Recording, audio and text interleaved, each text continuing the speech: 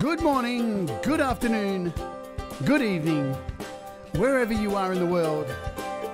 My name is Jade, and this is, once again, How to App on iOS. We're in Season 5. Today we have some metal with a very special guest, Darren Daneliuk. Let's kick off with some tunes from his new album. The dark is so bright.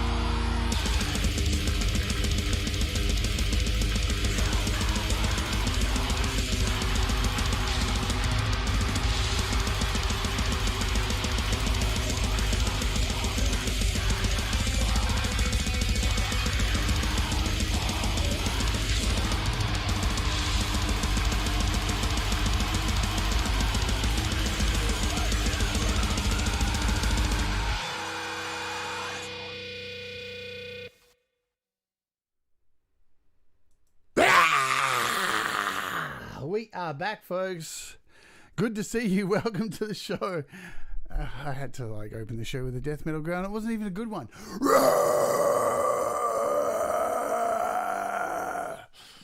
Yeah, that's better. I hope your ears have all been cleaned out.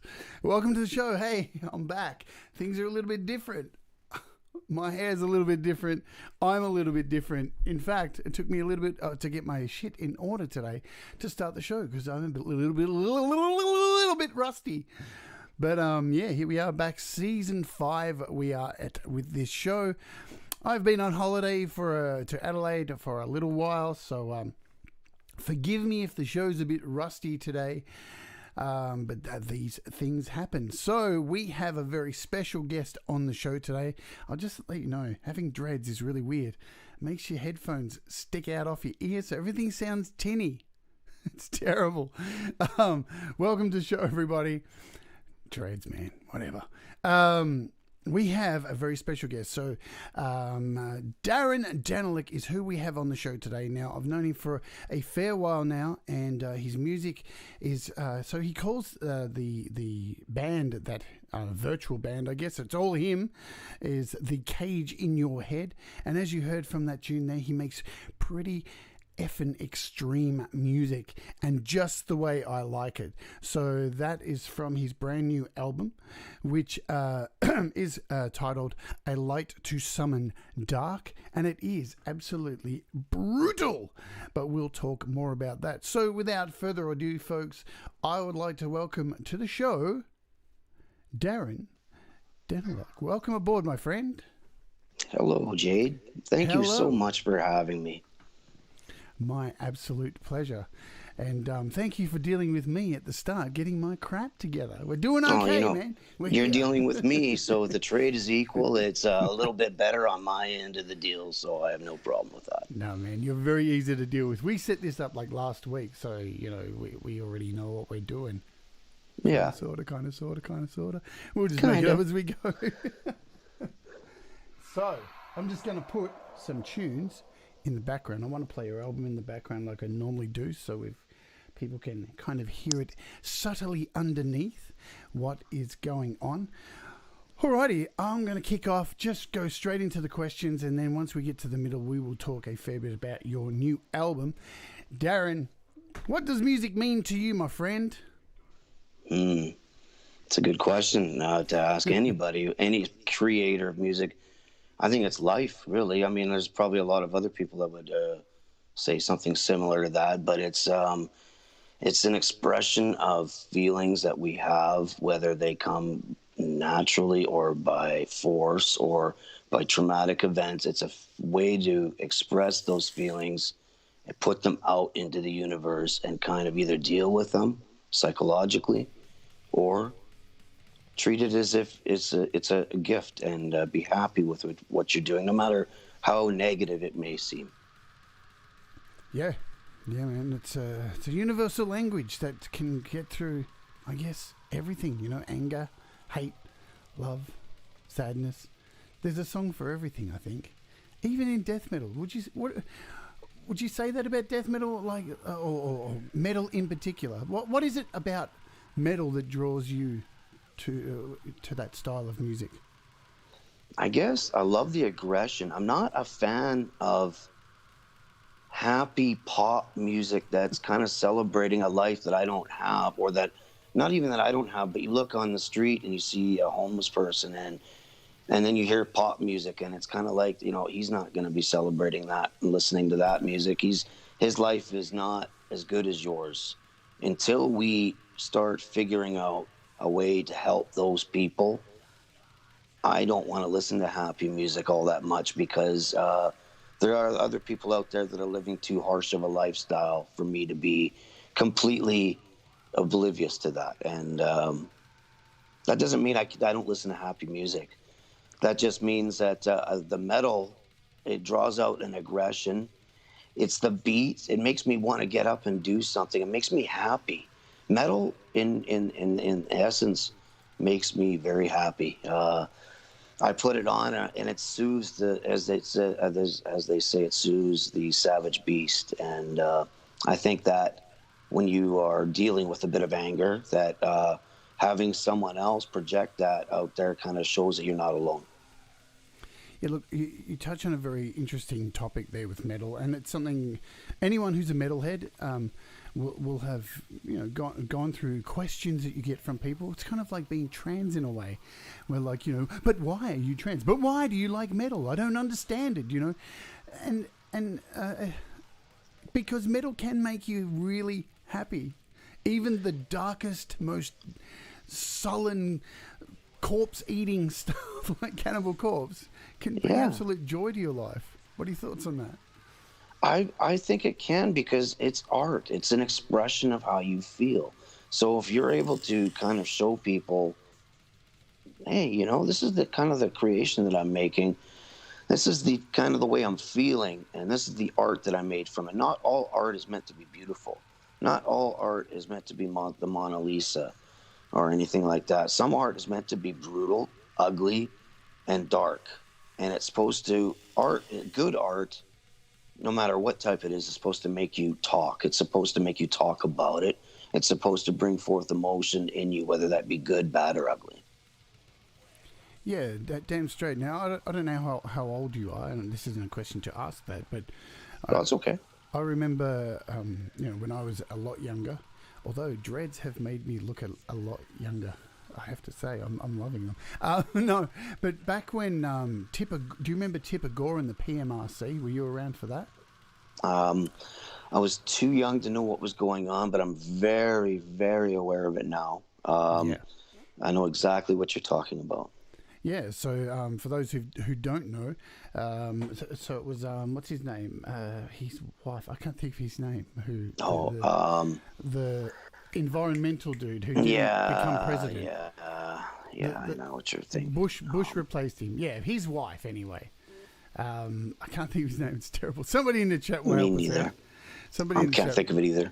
Basically, the PMRC was this whole bunch of parents who decided that heavy metal was far too brutal. And Al Gore, thank you, Tom Michelle, for that. Al Gore. So Al Gore's wife led the PMRC against heavy metal to take it off the shelves because it was damaging children.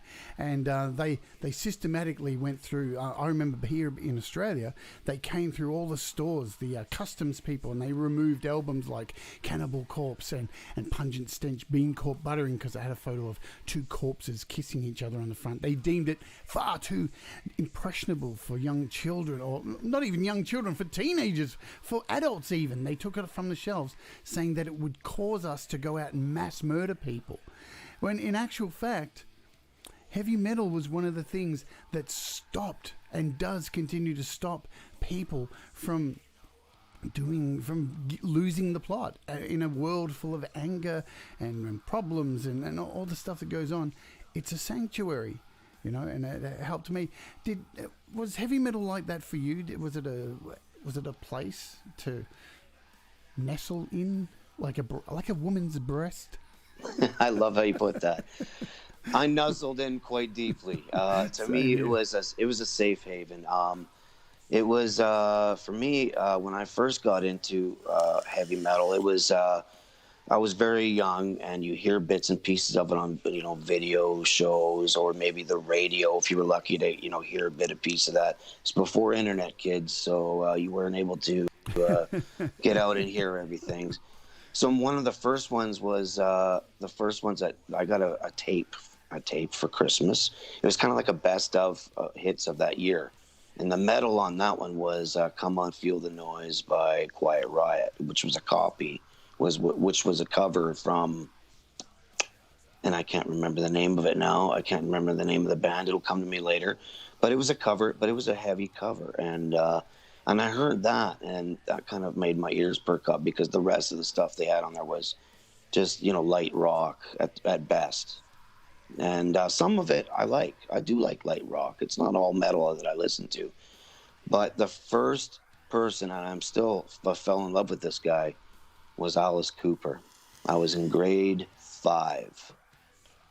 And I came across Alice Cooper, a man that had a reputation that preceded itself even then. He was known in the 70s for being quite macabre and ghoulish and extreme for that time. And he was dangerous. In the 80s, he still was that, because they had that PMRC thing. Yeah. They had the satanic whole scare of the whole satanic thing in the music scare. At least that's the way it was in North America anyways. People were afraid that there was devil worship, and we were all going to be transformed into slaves of devil worshiping mindless heathens. And Alice was never satanic. He never went that route, but he had that dark image, and that made him primary suspect number one in every parent's eyes and every teacher's eyes. And that's what made me like him, because when I said Alice Cooper, that teachers would have been, what did you just say? Alice Cooper. Is he still around? Is he back? I'm like, yeah, he is. Man, he is still around, and he is still caning it big time, with his daughter on stage too, coming out and his wife still and killing him on stage in the stage show from a couple of years ago, I think it was. His daughter gives him the electric chair, if I'm correct. She straps him in. Man, the first time I saw Alice Cooper, and look, this could, I don't know, see, I'm a little bit older than you, was a New Year's Eve special here in Australia, and it was a live show as well, I think. And Kane was on guitar shooting off a rocket launcher, and it was live on Australian TV just before like midnight, and it just blew my brains out. It was so like mind altering for the time, and amazingly enough, you know, he's still like pushing the boundaries, and the musicians he has backing him these days are just phenomenal. Yeah, everybody wants to play with him, because you know, and he's quite a caring and wonderful person who has organizations that feed people, and like, yeah, man, I'm an Alice Cooper That's fan. what made me love him even more, was finding that he wasn't actually a caring person. Yeah. And behind the whole character of darkness and snakes and guillotines and electric chairs and black makeup was this kind person that treated everyone that worked for him like gold. Anyone that worked with him was treated very well. You can't find too many bad stories about Mr. Alice Cooper, and that's someone to look forward to. He defeated alcoholism and drug use. Yep. So I looked up to him in that way too, because I mean, anybody that goes through addictions and beats them is someone that needs to be respected and applauded, because that's not an easy thing to do. And as Gary Hubbs just said, he's still killing it on the golf course as well. Absolutely. A lot of people wouldn't realize that you know, Alice Cooper is a fanatic golfer as well. It's very good. You know, and you know, he really kicked off around the time of like Frank Zappa and stuff like that. So another boundary pushing artist who you know, God, I fear the day that we lose Alice Cooper, because the world will be different. It'll be a big thing. So getting away from Alice, we've had a bit of a touch on Alice. That came out wrong. That came out so wrong. Do you recall the music that was played in your house as a child growing up, and did it influence you in any way? Yes, it did. Everything influences me, whether I like it or I don't. My parents would listen to a lot of stuff from the 70s and stuff like that. But when the 80s were on there too, they were still playing stuff from the 70s. It was mostly just radio. My dad started getting out of music, it seemed, a little bit, but he always had Elvis, Johnny Horton. He loved Bad to the Bone, still loves that song and that sort of thing. But it wasn't a real musical household per se, but I listened to everything. And sometimes it's just the music I listen to, the vibe. I'm not even listening to the words. It's a blend of everything together, and I get so lost into what's going on that I lose track of time and space of where I'm at. And my parents were here. I'm like, we just left, and I was listening to the music in the back of the car, and just kind of got lost on the way to wherever we were going. And I never was able to figure out later on when I got my license where to go, because I was always lost in music, in the back seat of the car, listening to music as I was being transported around by my parents. And so, if you recall, you're the first album that you purchased and the first album that was given to you. And what format were they on? First album that I went out and purchased was Constrictor from Alice Cooper. Of course. That was in 1986, at about the time when you would have seen Kane Roberts with him, 86 to about 88, 89. And I was kind of a problem student in school due to some abuse and stuff that was going on there. And so my teacher was really trying to connect with me.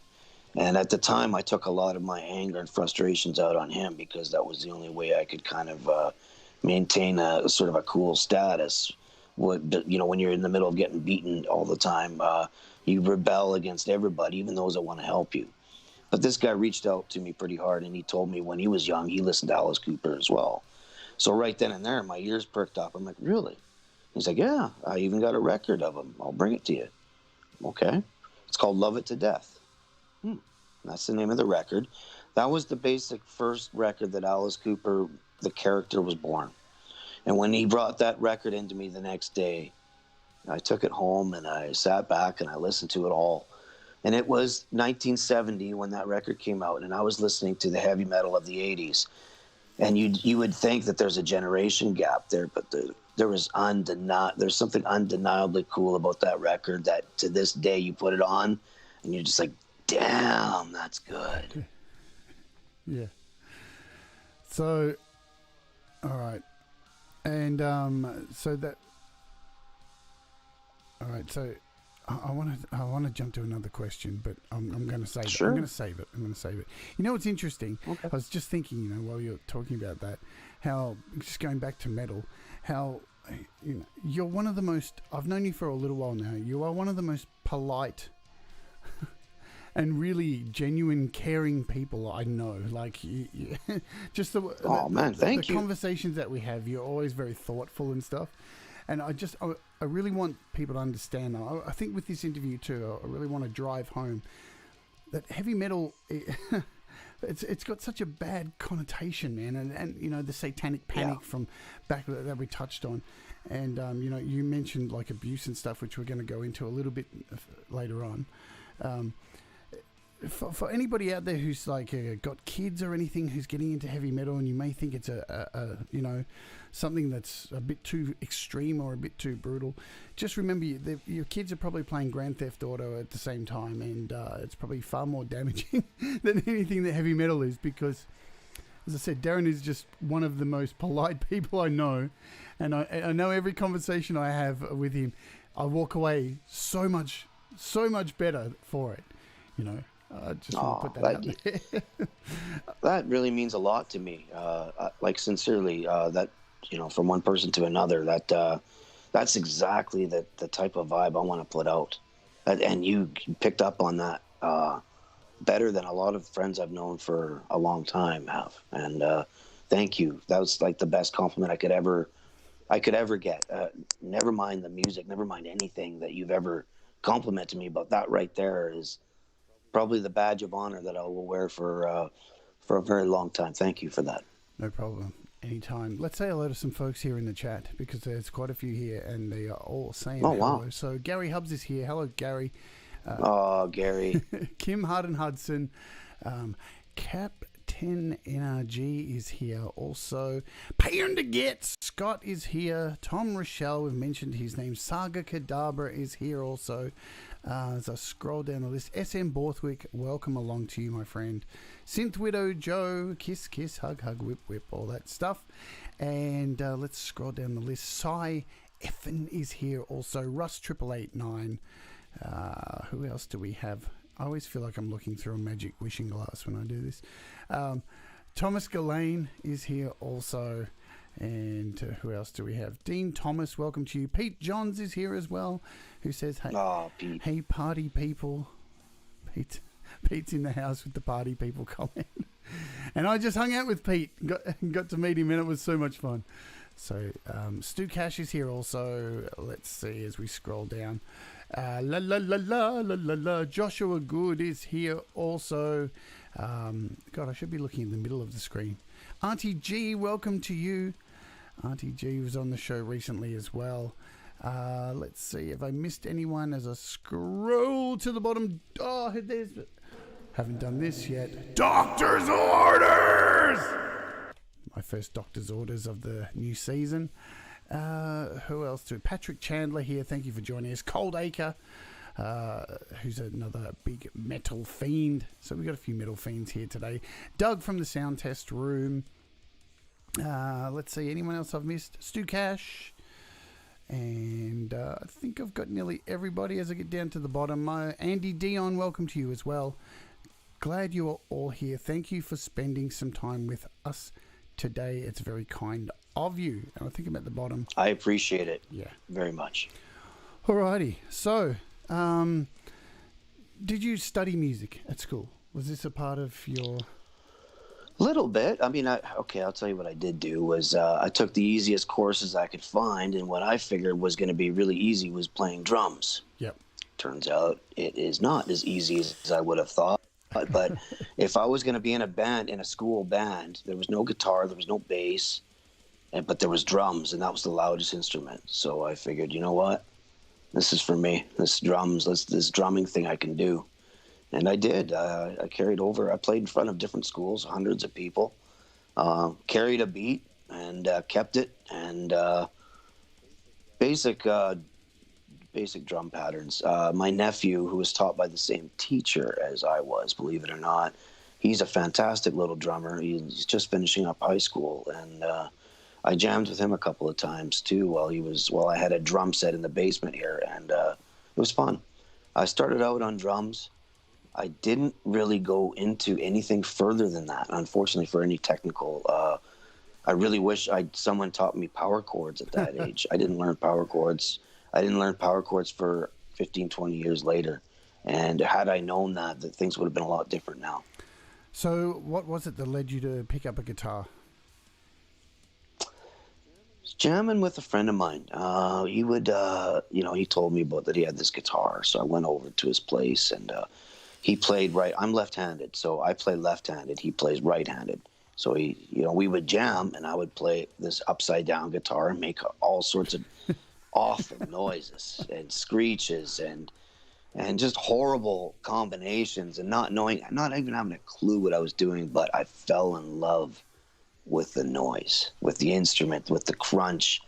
I loved the dirty tone. There was clean and there was dirty on this little 10-watt amp we had. And the dirty, all you had to do was just hit the big strings, right? The thick ones at the bottom. Well, they would be at the very bottom for me. And I'd hit those upside down, and they sounded okay. I mean, it was completely out of tune, with no, instruction whatsoever. It was some of the funnest times of my life. And to this day, I cherish those memories, just picking up an upside down guitar and making noise. Yeah, man, I had a friend when I was young who I was just getting into metal. It wasn't long after I watched that Alice Cooper. I have to say, it was that live Alice Cooper thing that got me interested in metal. It was the first thing I'd ever heard. And I had a friend who was already into, a lot of hair bands and stuff. And it was around the time Poison came out, and he had perm long hair and was starting to put on lipstick and stuff. And he had a guitar, and I wanted a guitar too. And I remember getting my first guitar. It was an Onyx. It cost $120 brand new. It was a piece of shit. With one of those 10-watt practice amps, which, if you're a guitarist, you know what they sound like. Shite. And I didn't even plug it in for the first probably 3 months. I just used to run around the backyard, just strumming anything I could, getting this hand... That looks really bad. Getting this hand going. And it didn't matter what the sound it was, because the music just made you want to jump around in the air and go crazy. And then I think it wasn't until I got to school and somebody said to me, so it was year 7, and one of my friends said, so what are you listening to? And I'm like, Motley Crue and stuff. And he said, here, listen to this, put some headphones on over my ears, handed me his Walkman, and I heard the crash of thunder from Rain in Blood. And then that song started, and my entire life changed. Yeah. I hear you. Was there a metal song that you heard that just cemented the direction of metal that you really were going to be interested? And was there at least one song later on in like teenage years that did that? In my teenage years, it would have to be Metallica. Let's not kid anybody here. They were the biggest band at the time, and at that time, again, no internet. That was the biggest exposure I had to metal, and I got into them a little bit in bits and pieces here and there. My dad, I was telling the story. This is a great little story. I was sitting at home one time. My sister comes running into the kitchen. She says, "Dad got you a tape." I said, "Great. Wait, what tape?" I mean, this is 1986. And what tape is this? And she runs in and she runs up to me with this big grin on her face, and she shows me this tape. It's Metallica, Kill 'Em All. Yes. And if you know what cover that is, it's a bloody hammer with a hand coming down to pick up the hammer. It's not something my dad would ever buy for me, but for some reason, some wizard of a salesperson must have talked him into it. I don't understand why to this day. But they trusted me enough to know what was real and what wasn't. They trusted me to know that there was not a satanic element to it that was going to pull me in. They knew that I knew better. They let me listen to what I want to listen to. My dad came in with that Kill 'Em All tape and allowed me to explore a heavier side of music that I had never experienced before in my life. And yeah, there's the cover right there. Beautiful.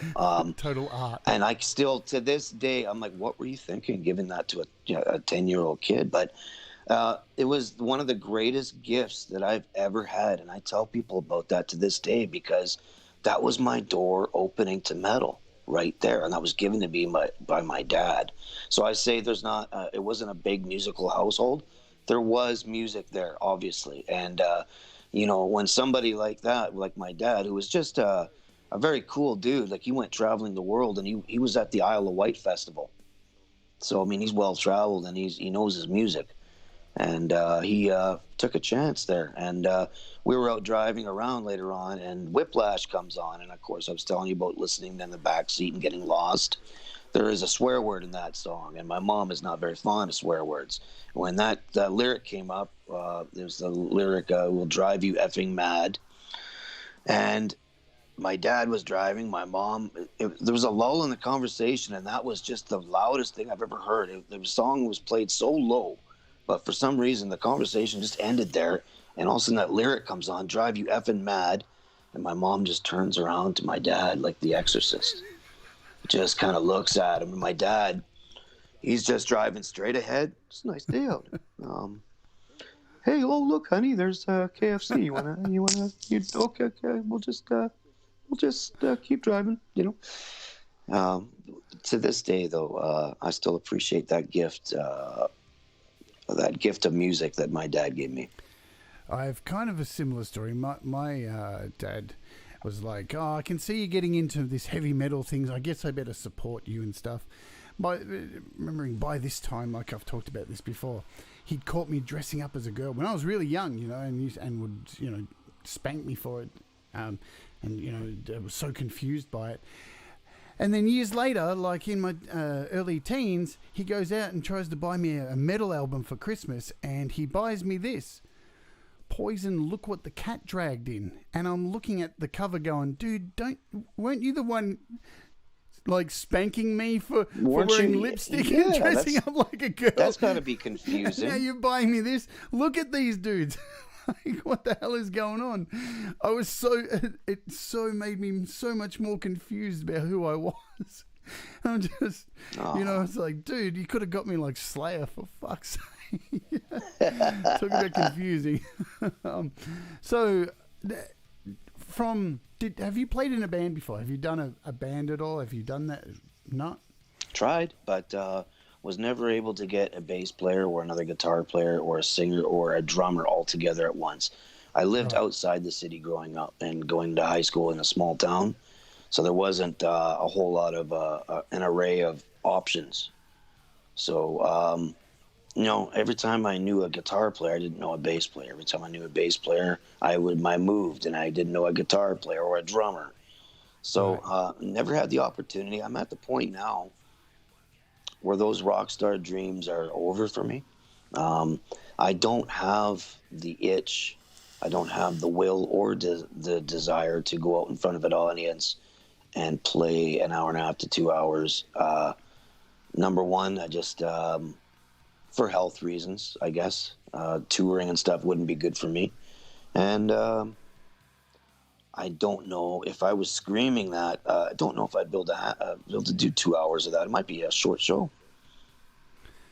Yeah, I'd probably do a shorter show if I was you. Speaking of, like, all right, the whole music industry and rock stars and all that kind of thing, what do you think on, like, the industry as it, like, because things have changed in the last year. I mean, let's not dance around it with COVID and everything that's happened and lockdowns. The music industry's changed, and as many people I know who've come on this show, from myself, many of us are adapting, and we're working in home studios and creating all this stuff. Do you think it's still possible to be a rock star from your bedroom? It's kind of like we have to reinvent the world as we know it. All business models need to be revamped immediately, and it's not happening. It's like when CDs came out, and then CDs were falling by the wayside, and streaming companies were coming out, and the record companies still wanted to figure out how to sell CDs. You know, it's kind of like, no, you need to adapt. So what we need to do is figure out a way to kind of project ourselves even bigger than what we are, personalities, maybe push it through. I don't know if I have that answer.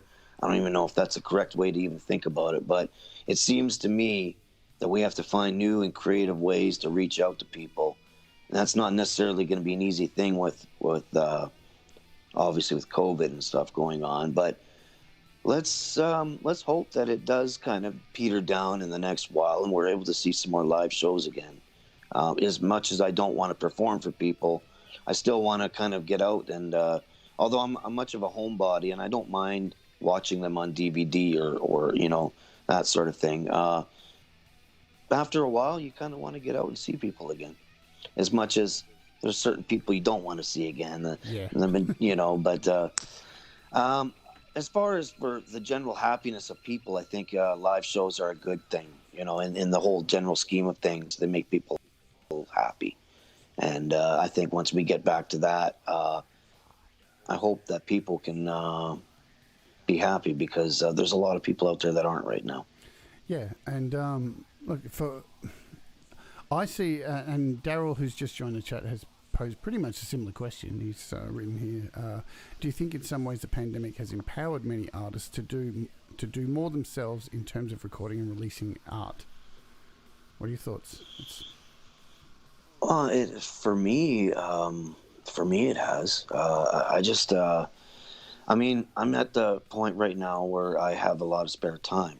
That's a big difference. It's time, right? I mean, when I had the spare time, I put it all into, I spent this last year and a half watching Pete John's videos and your videos and whatever video I could find on GarageBand to learn more and get into that community. You know, the create, record, release community was fantastic for me. I've been in there for maybe a year now, I guess, and I've met some amazing, supportive, wonderful people, including yourself, Jade. You know that. Yeah. You know, like I can sit there and name them off, but you know, like Pete Johns was the catalyst of that. He was the glue that kind of keeps everybody together, and I really owe that man a debt of gratitude for giving me an opportunity to come out of my shell and to join this community. And you know, there's a lot of communities on the internet that you could join. This one is by far the kindest, most inclusive one that I can find. And I've looked. There's a lot of places I don't want to be. And this is one place I do want to be. Couldn't have said it better myself. I see opportunities with so I'll have a go at answering. I see opportunities with the pandemic. I see opportunities for the music industry to be... I kind of veered off on that one. Sorry. No. It's all good. Hey, look, I think it's already happening. I already see that, and I've said this on other shows before, some of these mainstream artists literally shitting their pants at the moment. They don't know what to do. When the pandemic struck, they were like, hang on, what do I do with my publicists, all these people that I have around me to do all this stuff, and now I'm at home. And I think they were caught off guard by it, and the penny dropped for many of us who were just already learning this stuff and learning from each other and in these kind of groups. And I think when everything really does open up, there are going to be some great opportunities. I can see the music industry changing for the better. Maybe I'm being too positive, but you have to have nothing wrong with that. You have to have some kind of hope. It's, I think, you know what? I'm going to play another one of your songs. I'm going to play. So this was only uploaded to YouTube a month ago, and so I'm pretty sure it would be on the album. This is Rockin' in the Free World. So this is a cover. I don't think. Did you get a copyright claim when you uploaded this? No, we talked about this. I did not. There we go. I did not, and So I don't have either. that YouTube thing. So I won't either. So this is a cover, folks, and I'm sure you'll know the song. And we'll take a break for a second. You guys can have a listen to this. So keep on rocking in the free world.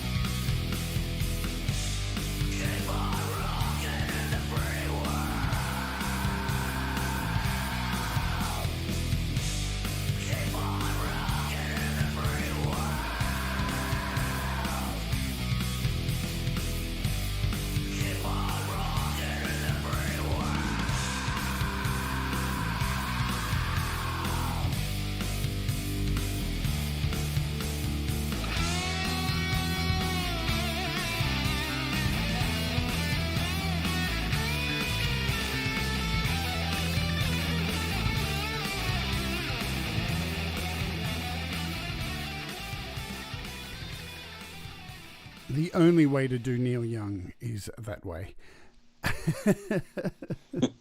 Brutal. Yeah, I love that song. I truly love that song, and I believe that's Neil's heaviest song. And if you've listened to it, it's a heavy song for Neil Young. Well, now it is. Well, even then, I mean, like, it's like that E chord, dun dun dun, and then you got that the verse and stuff like that, and everyone thinks it's a patriotic anthem, and it's not patriotic at all. It's pointing its finger at it, and it's calling it down, and it's calling it out. But every politician wants to use it for their speeches and their stuff, and it's just like, you have no idea what that means. You have no clue. Speaking of which, your lyrics. Do you want to tell us about your lyrics? What you write about? What inspires you to write your lyrics? Wow. I don't know. There's a lot of the time it's very, very subconscious. Like, there comes a time when you got your music written and you got the way the sound is, and you're trying to figure something that goes in there, and you keep putting off writing lyrics, and you keep putting it off, and you can't think of any, and you're sitting there watching TV and having a bowl, and then you forget that you're writing lyrics, and then you turn on to some video games, and then you forget that you're supposed to be writing lyrics. So a lot of the times I just hit record, and I come up with a sentence or two, a couple words at a time, and I start just piecing it together. What am I saying here? What's the point of this? So I come up with a couple words, and it just starts. I let it write itself in that way a lot of the times. Don't get me wrong. There are other times when I have to sit there and write out a whole page of things, and then I combine them in weird ways that, instead of writing it out like a song, it's like I use a sentence from here, the bottom of the page. I love this paragraph, so I'll use that. And then here I'll just take from the middle of the page, and I have all these arrows and stuff pointing back to where I need to go and where I'm going next, and I have to rewrite them. A lot of the times it's very subconscious, and it's just off the top of my head. To be honest with you, I don't spend a lot of time on the lyrics. I spend most of the time on the music. From what I've noticed from listening to your music for the longest time, is that you write a lot of stuff about mental health. Aside from the there's political stuff in there as well, and I think pointing the camera back on society and back on what's happening. So, tell us a little bit about mental health and how you incorporate, how you deal with your mental health into your music.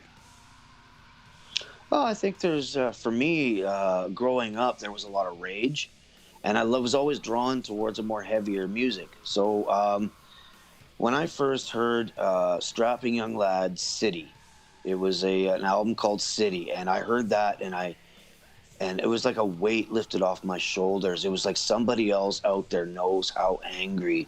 Somebody else out there is as angry as I am, as furious with the world as I am, and disgusted with it. And I listened to that album, and I felt better immediately. So what that did was, that album is written by Devin Townsend, Strapping Young Lad, and the name of the album is City. And it's a very seriously heavy, extreme album, and it goes into a lot of different directions. But the anger is the is the one true thing in that album, and that just showed me that there was somebody else. That was the type of music I wanted to create right there.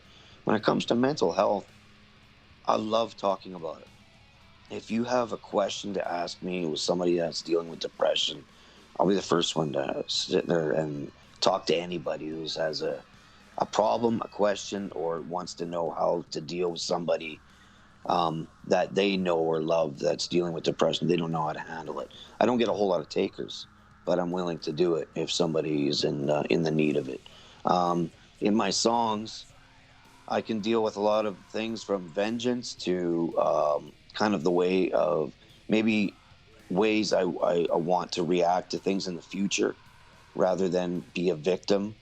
If somebody messes with you, I'm not allowing somebody to bully me anymore as I was as a kid. And that puts me in a precarious situation, because if it comes down to it, you have to be willing to go all the way. And that if that goes defending yourself or further, so be it. I'm not willing to let myself be bullied. That's not always a good frame of mind. I'm not saying that's the correct way to think, because your pride can get you into trouble too. Yeah. For depression and sadness, I guess there's a couple of my songs that dealt with some pretty dark stuff like that. I guess I like to show people that I feel as low as they do, and I like to give an example about how low that is, and then show people that I'm here too. So if you can relate to this darkness, this low of a feeling of a song with the lyrics and the song and the music, how the vibe comes together, and if you feel that way at all, then know one thing: you are not alone. I've been there. I am there. I'm still there. I'm crawling my way out, and so can you. Yeah, I'm with you 100% on that. I think we had Josephine, I don't think, I know we had Josephine DeSmet, who's here in the chat as well today, and she talked about bullying at the end of the show as well, and you've touched on it again. I think next week, not this week coming, the week after, I'm going to do another health and well-being special on my show, and we're going to talk about bullying. I'd love to be a part of that. Yeah, well, it's what we do, and it's confronting. But it's something that has to be talked about.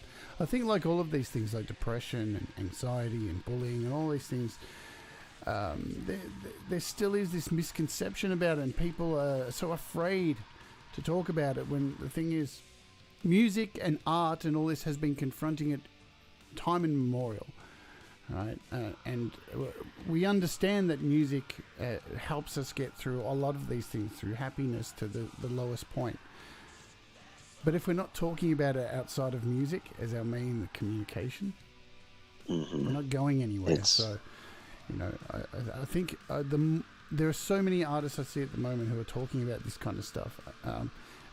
In the last 5 years, you have to say, even in the pop world, the metal world, every music scene, we are talking about this. So I think we're moving in a positive direction with all of this stuff. But it is time to actually start talking about it and not just relying on through music. So with your new album, A Light to Summon the Dark, there's been a bit of a story behind it, because you released a few albums last year, and then they disappeared, and now this new album's just come out. What was the process behind your thinking? So last year, with the pandemic and everything, you released all these albums, and then they just disappeared. Because I one day went to look at my Darren Daneliuk A Cage in Your Head collection, and they were all gone. Well, I appreciate you caring about that. I didn't think anybody else did, for one. And to be honest with you, they were the best I could do for the time and the knowledge that I had, and the musical knowledge, the production knowledge, the mastering, the mixing. They were the best I could do at the time. They were also albums written. I love the songs. What I didn't have was the bass, or the proper production values, or the proper mixing, or the proper mastering. I did those myself, and I didn't have a bass guitar. Looking down on it now, I've met a new friend of mine here named David Asher, and he was kind enough to help me out and kind of make me able to realize a dream that I've always had, is to put something else out that had everything it was supposed to have, and had everything done the way it was supposed to sound. And I accomplished that with A Light to Summon the Dark. The other albums came up short after I worked with David, because the quality level was so drastic that, although I was proud of what I was doing before, I was thinking about changing my name and starting over due to the whole quality difference anyways. I decided to keep the same name because I liked it. I'll explain that too if you want down the road too, what that kind of means to me. But I just thought that, I mean, they're still out there on YouTube, on my YouTube channel, and my Cage in the Head, the Cage in Your Head channel. But you just have to go looking for them. They're not easy to find because I did so many variations, and sometimes I played with similar album titles and for different whole structures of songs. I guess now I feel bad that I did that because you actually enjoyed them. I guess I did it because I didn't want the comparison to be like, well, this is trash, this is good. I didn't want that to come back and bite me. I figured when I first started doing this a couple years ago, I've been documenting everything I've been doing on my YouTube channel. Everything. I started out right from recording with my iPhone, a microphone, putting the phone in the middle of the room with a drummer and me on my amp, and we made noise. And that's exactly what it sounded like. Noise. It was fun, and it sparked my interest to get back into doing this again. It sparked my interest into recording again. But I got addicted to the quality, and I wanted more and more and more. And eventually, it kind of changed the dynamic between me and my friend of mine who was jamming with me at the time. He didn't understand that if you want to record drums, you need more than an iPhone or one microphone to do so. You need tons and tons of microphones, and to get that sound, you're going to need a lot more than just an iPhone or any phone to do that with recording it just out of the microphone.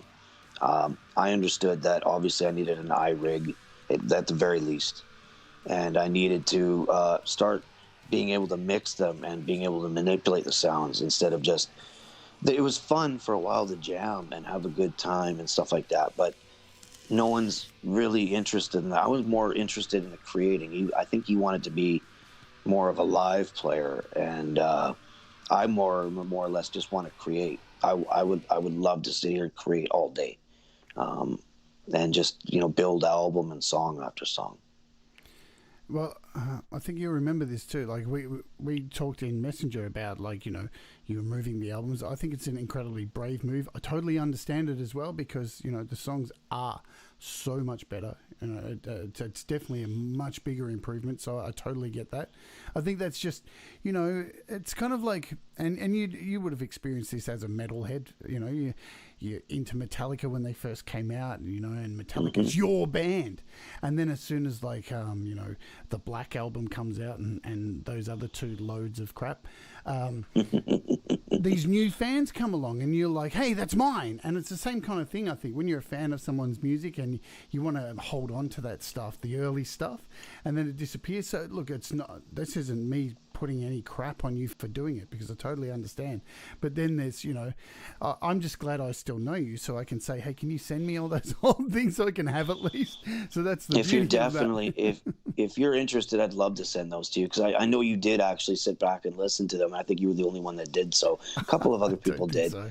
A couple of other people did, but they were not as ear candy as this latest one is. And, but if you looked deep enough, and I think you did, the song structures were there. They weren't perfect, but they were definitely doable to a greater degree. And that's what I did. I took the last album and I re-recorded it, I remixed it, and then let David Asher get a hold of it. And he just, oh my God, the work he did to it, he made me sound good. You know how hard of a job that is to make me sound, I mean, my God, my screaming and stuff like that. He just did such an amazing job and made a dream come true for a metalhead and from a small town that would go buy $10 tapes with 2 weeks of allowance money as a kid and, just try to save up every penny he could to buy the next tape that he could, and now that I go on Spotify, I'm not on Apple yet because there's some sort of delay with that, but you go onto Spotify. Yeah, you go onto Spotify and there I am. I mean, that's like walking into a record store now, and when I was a kid and seeing myself in the tape section. It's just, I'm an option. And that's all I ever wanted. This is a victory lap for me right here, this interview, because this is a dream come true too. Just to sit back and talk to somebody about my music and somebody who knows what they're doing and what they're talking about and this is the coolest thing ever. I mean, I'm still blown away by the fact that I have music that's out there. I mean, you could listen to it. It's there. That still blows me away. A lot of young people are out there going, yeah, that's fine. That's good for you. But, it's it still blows my mind to know that I am actually out there and not competing. It's not the right word. I'm an option. I'm an option, a viable option that if you dig what I do and if you can relate to it on any level, then, you know, I'm happy that somebody out there likes it. That to me is the biggest thrill. Like when somebody listens to your stuff and they're like, I really dig what you do. I'm like, what? Me? Like, are you kidding me? Like, wow, you know, like that blows my mind to this day. I get a message on YouTube, you know, and somebody says, this is like incredible. I'm just like, thank you. Like, you just made my day. Thank you so much for doing that. And I write them up like a paragraph, you know, which is probably too much, but just thanking them for their time, you know, because really they didn't have to do that. There's so many negative people out there that'll just put a thumbs down or this is crap or, you know, just like to ruin your day. And I don't allow those people to ruin my day, because anyone that takes the time to step on somebody else is not one to grow. And they're not ready to grow, and they're not worth it. And if you have time all day to step on other people, you got nothing going on yourself, man. Nothing. Preach. It's so true. There's a few other people here you may know. So Mobile Metal is here as well. He's been typing away in the chat. Who else do we have? O'Neill and Jones. I saw some other people. So K Kung Drum is here. Welcome to you as well. Oh, Kev.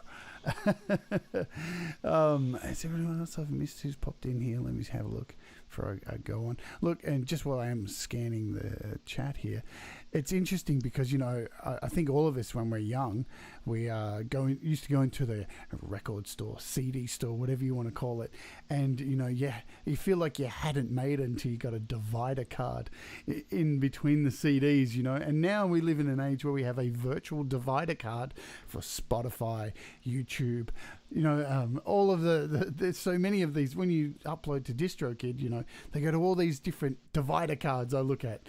And it's like different stores, all your favorite stores when you were young, but all virtual. Yep. You know, it's such and it is like if you're releasing music and you're not getting a buzz when you see your music on Spotify for the first time, you're not living, man, because it never gets tired. I agree. Yeah, it's a wonderful thing. So I want to ask too. So you record all of your music. I just want to touch too. David Asher did a killer job on this album. He really did outdo himself there. So, you know, props to you, David, on getting on board and thank you, rejigging this beast. So you mentioned earlier you recorded this on a iPhone. Yeah, my iPhone 11 XR, and with GarageBand. I love GarageBand, and there'll be some people that maybe say that I should try using other things and stuff like that. I think the most important thing, like, was what Pete John says. It's ones and zeros, folks. Yep. When it gets changed over to digital, it's ones and zeros. And I think that if you take the portability of the iPhone and the accessibility, and you're able to make a workflow, that's the most important thing, is workflow. Doesn't matter what you use. It all comes out as sound. It all comes out as ones and zeros. It's the workflow. For me, at this point in my life, I use GarageBand on my iPhone, and there's a few other apps and plugins that I use with it. But I'm a proud user of GarageBand. I think it's a great program that you can have on your phone. Like, what is this magic? The sorcery, you know, and you can go anywhere you want and edit. Whereas, you know, if you have a computer, that's good too, because there's probably a few more options and maybe some different things you can do. It's just that, you know, if you want to go into the basement or get away from, I don't have any kids or a wife or anything, but if I did, I'd want to get away from her, I'm sure. And I would go into the basement. I have no idea. My future wife, I'm sorry. But, hi, future you know, wife. Sorry. Sorry, I guess we're getting a divorce already, so this is going to cancel out. All right. Get that ring off your finger, bitch. But yeah, I love it. I love the fact that you can edit the stuff right on your phone, and it's fun. Some of it isn't. Some of it's tedious, but some of it is really fun to be able to do. Yeah, look, and it still amazes me. Me and Pete talk about it all the time. Oh, look, a lot of us talk about it on these channels. It just amazes me there are still people who poo-poo it, like, you did this on your phone, where, I don't know, as a music producer, a music creator, somebody who's worked in the industry, I've worked on radio and print media, I've worked in so many different parts of the industry throughout my life.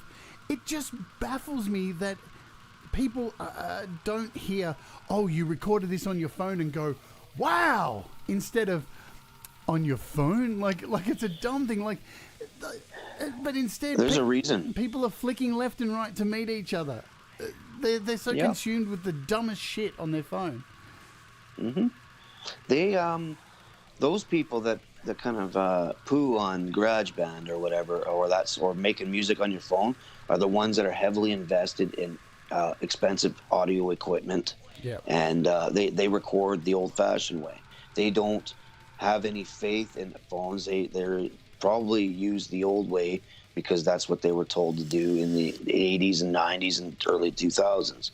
What they don't realize is, again, when it's converted, it's ones and zeros. What's the difference?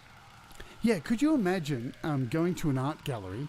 I've said this to a few people. Go to an art gallery, there's the most beautiful painting in the world that you've seen, and you're staring at it going, wow, look how beautiful this is. It really connects with you. And the host or one of the workers at the gallery comes by and you say, excuse me, what kind of paint was used to paint this painting? And they say, oh, this brand of acrylic. And you go, oh, fuck that then. I hate this piece of shit. What is this garbage? Like, it's the same kind of mentality. It wouldn't happen. So it just befuddles me. Same thing as like movies. Like, what film was this produced on? What camera was used? Imagine going to the cinema and walking out and going, that's the greatest film I ever saw.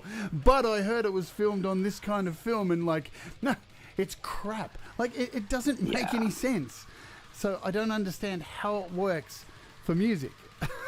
But it's people like being snobs. They like to elevate themselves while looking down upon others, to elevate themselves in front of others, to give them that sense of superiority. And music snobs. There's snobs in every industry of every asset of or every aspect of art.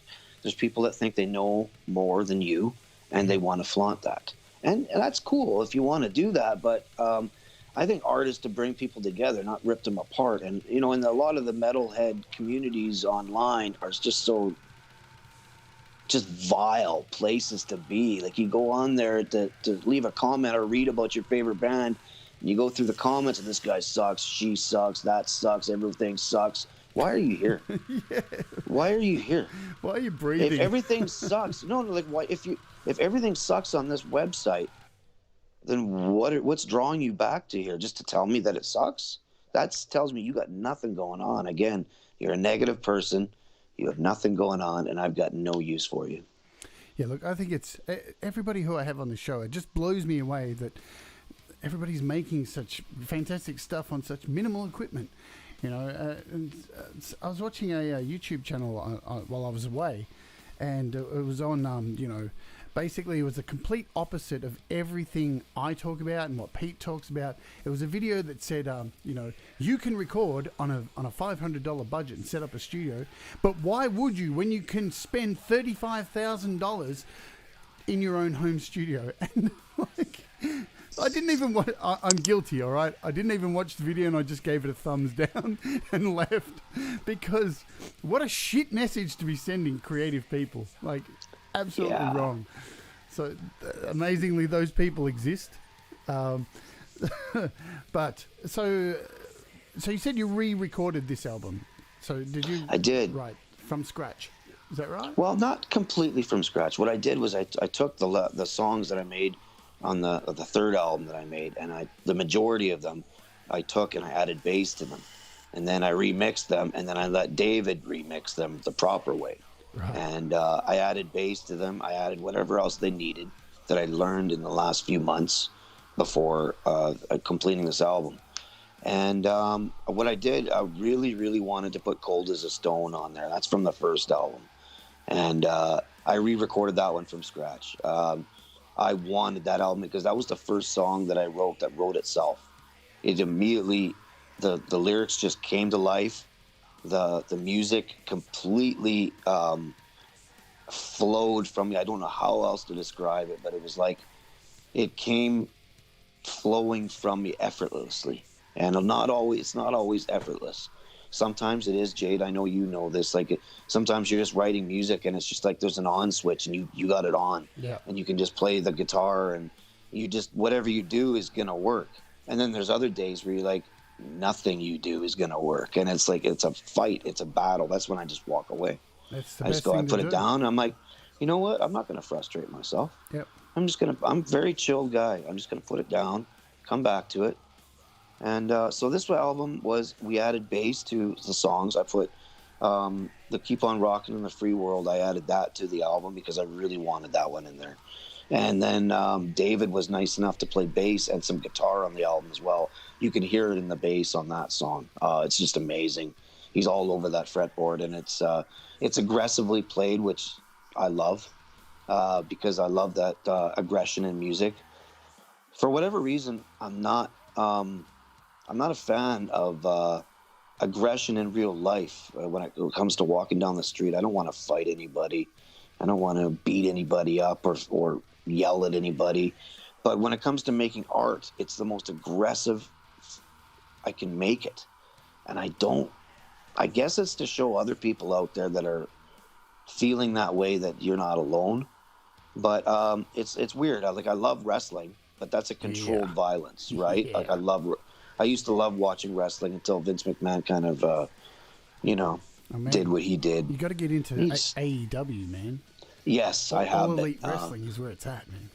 I have been, because doesn't have the history that WWE has, and there's a lot of shady stuff that happened behind the scenes in that company. Man, it just really put a shadow in wrestling. They had a great show yesterday. They had a women's match, which was like unsanctioned, and dude, the amount of blood these two women split open heads. I seen stills of that. It was insane, man. Like pushing the boundaries of violence and real life and fake, and AEW doing some fantastic stuff in wrestling. Sorry to. No, don't say sorry. We can talk wrestling all day. Never mind my music. Let's just talk wrestling. Everyone will hate us for that. Oh yeah. Because you've got those people who are always like, wrestling's fake. Really? What? Huh? No. I've been watching it for 30 years and now you're telling me it's fake? No! Yeah. I don't argue with people like that anymore because you and me both know it takes a lot of athletic prowess to get away with doing anything like that that's entertaining. Damn straight. You got to be able to You take a beating. And you got to be able to think quick on your feet too. I mean, to be able to talk on a stick like that, it's like being a car salesman, To talk somebody into buying a car, you got to talk somebody into believing that this is real when it's totally scripted, It's a complete art form, no different than what we're doing here with music. Totally. It's drawing people in, being entertaining, telling a story within a song, telling a story within a wrestling match. The canvas is the canvas, and the wrestlers are the paint, and they tell the story. Yep. And the pictures are different with every match, hopefully. Yep. Hopefully. And if they're using that brand of paint that I don't like... You can always try another match. Exactly. Jump ship to AEW. Right, there you go. Let's talk about some apps. So, do you have a handful of apps that you can throw at me that you love to use on your iPhone to create music? I got a couple. Sure. Tonebridge is a big one. I'm sure you're familiar with that one. Yeah. What is it about? I'm a little late to the party. I admit that I'm a little late to the party on it because I was just using the GarageBand amps, and I don't know why. I just figured, less is more, and it turns out that no, more is more. So I'm going to take more and do more with it. More for free. And more for free, and just use it. And there's so many different varieties in there that you can choose from. I don't spend a lot of time on my tone. I find something heavy. It's that simple. I went and found Jimmy Borger and put that on, and a couple of their pedals for a couple of their darker songs, and it was just that's the crunch I want. Let's move on to the song. Let's move on. I don't waste a whole lot of time in production and stuff like that. If it sounds good, it sounds good. Move on. Let's go. And for other apps, Wizabelle for making videos. I love that because I mean, if you don't want to spend a whole lot of time creating a video and going through and editing it and stuff like that, Wizabelle was a really fun little app to kind of put a couple of still images together and throw your music in there. And it's better than just having, like, which many of my songs on YouTube are, just a blank screen and just the audio. Again, if you're on there just listening to music, you don't really need anything. It's not that spectacular, but Wizabelle just kind of gives you something to look at and gives you something to kind of mess with and be creative with a little bit more without spending a lot of time doing it. Yeah, 100%. It's fantastic for pre-releases, stuff like that. If you don't know what Wizabelle is, I think, I'm not sure, it's probably around $10, I think, US, something like that. I know it's around 15 Australian, so that equates about right. And yeah, it's just super simple to just throw together a little photo with some little animations of, you know, your little EQ kind of thing buzzing away. If you're not on it already, get on it. It is a fantastic app for that kind of stuff. 100%. I'm with you on that. Anything else? And then Grand Finale. I think it's Grand Finale. Yeah, it is for mastering.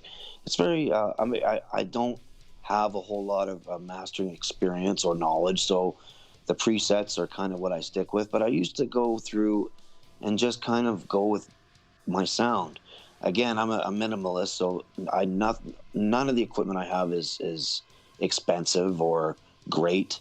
I work with very minimal stuff, so I don't always get the best mixes and stuff like that. But I try my very best with what I got, and I play with dials and knobs on there, and until I hear something that I like to play with.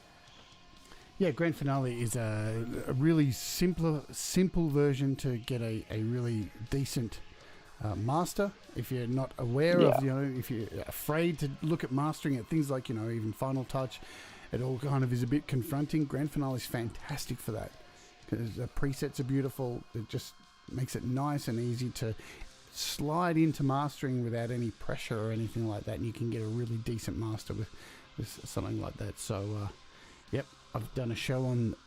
I think I've done a show on this. I definitely haven't done one on Wizabelle though.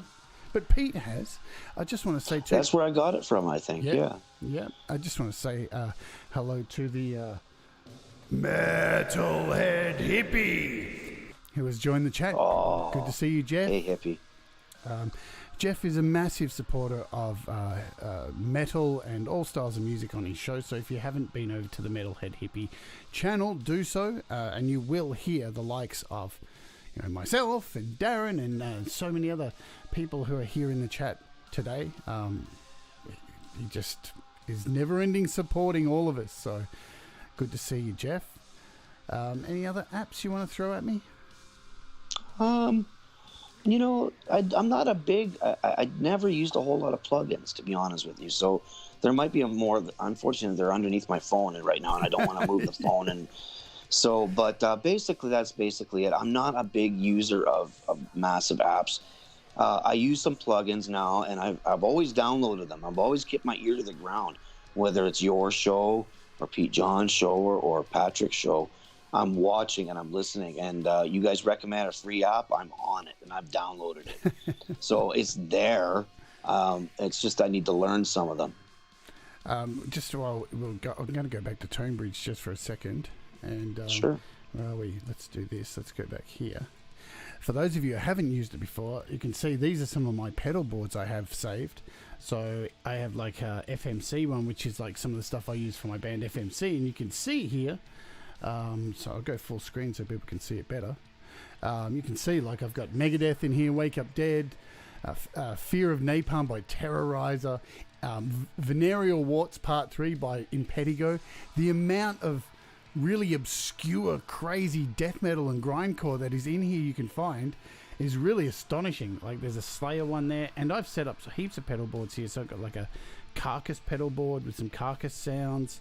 I think I've got every Metallica album all set up into albums, so Justice for All. Master of Puppets, Ride the Lightning. So on tap, you can just set these pedal boards up and go and find any sound you want. Even stuff like Cannibal Corpse. Look at all the Cannibal Corpse pedals that are here. I mean, that is just crazy, for free. Yeah, that's such a good program, man. Yeah, to find stuff like by Meshuggah or, that's astounding. It really is. It blew my mind. So I will always praise Tonebridge as long as it continues to stay free. Yes. All right, so we are coming towards the end of the show. We've got one more song to play. What I do want to ask you is Doug Wood's favourite question, so we'll close off with this for today. If someone was considering becoming creative, when would you suggest for them to start? I was thinking about this because of you, actually.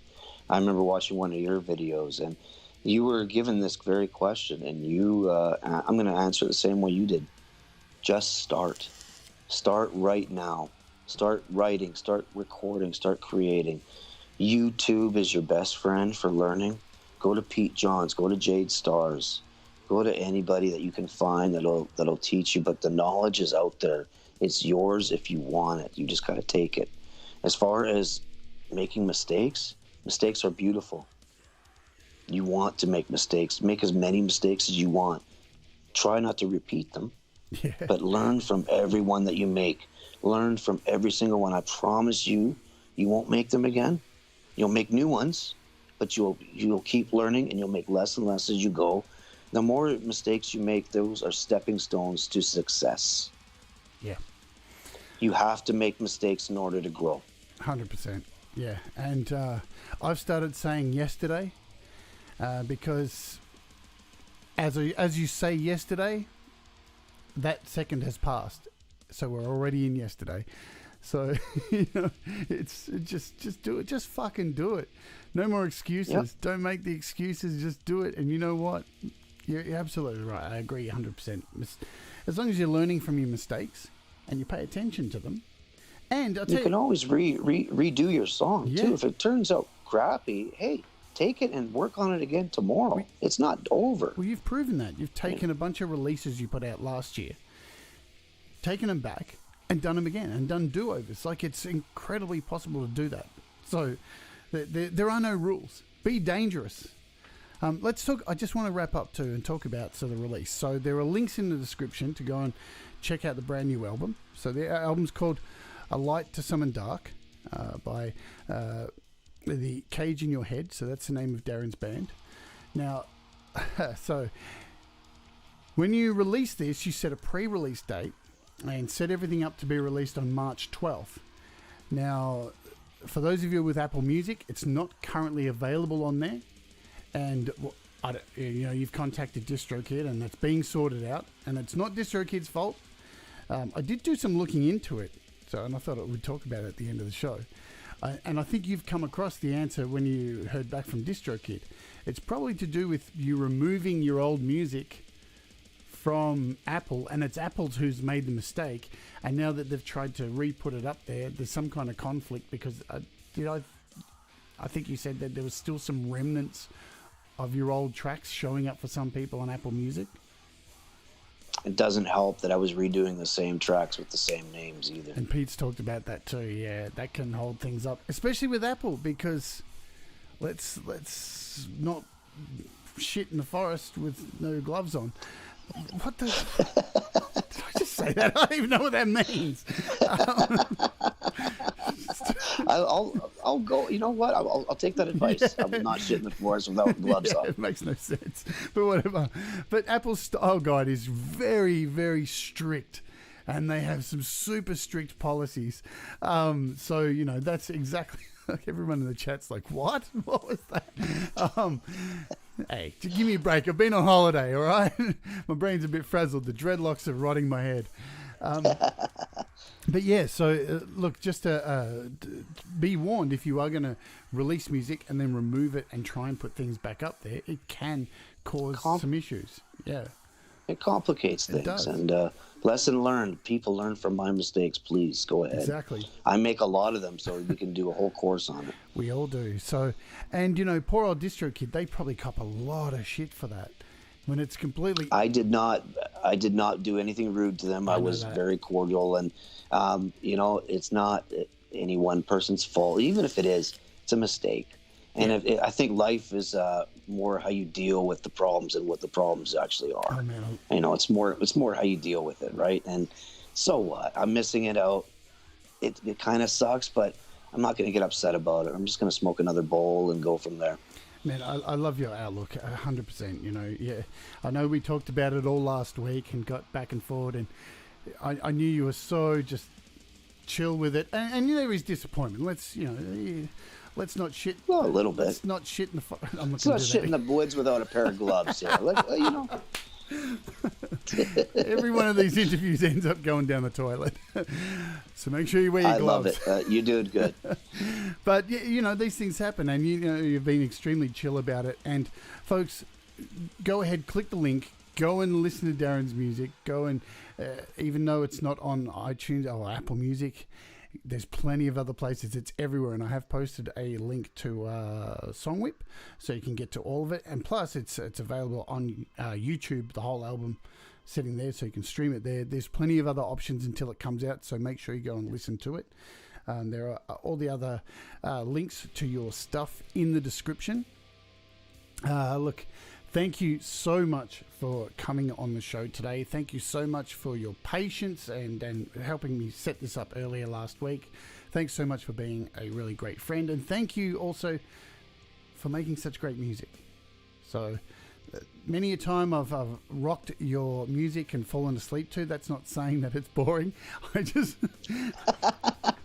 No, I get you. I want to say those things right back at you because I can't tell you how much I appreciate you being so kind and inclusive to me when I first started on there with Pete Johns and you, and the amount of help that you give me, that your friendship means a lot to me, and you having me on the show really made me feel pretty good, and I appreciate that. Thank you so much, Jade. It's my absolute pleasure. Ladies and gentlemen, and thank you, Metalhead Hippie, for the super chat, who's written, Darren's an animal. Rock on, Jade. What kind of animal do you think you are? Public animal number 9. Yeah! You can Google that song. Oh, do you want to give us your most brutal death growl before we go? Oh. Come on, man. You know what? Scream a bitch.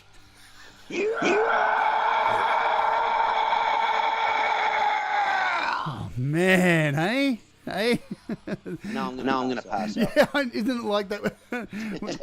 That particular growl is one of the ones that does make you see stars afterwards. It's it does every single time. That's why this is where I record. It's right in the seat.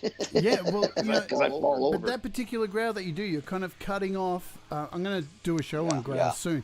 You're actually cutting off how you breathe to do it. It's quite a hard growl to do. I call it the dog bark. And you can, if you do it too long, when you stop it, you do see stars. It is a thing that not a lot of people who don't sing metal would never understand. I can verify that. I saw a couple just now. I'm looking at one right here on my screen too. Nice segue. Love it. You should start your own show, man. Awesome. I appreciate everything you do. I appreciate everything you've done. Thank you, Jay. Thank you for the kind words. And thank you once again for coming on. Thanks, everybody in the chat.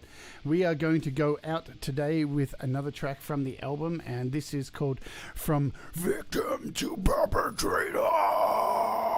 So I hope you all have a fantastic day. Keep creating, keep doing all the things that make you happy, and remember, mistakes make you better.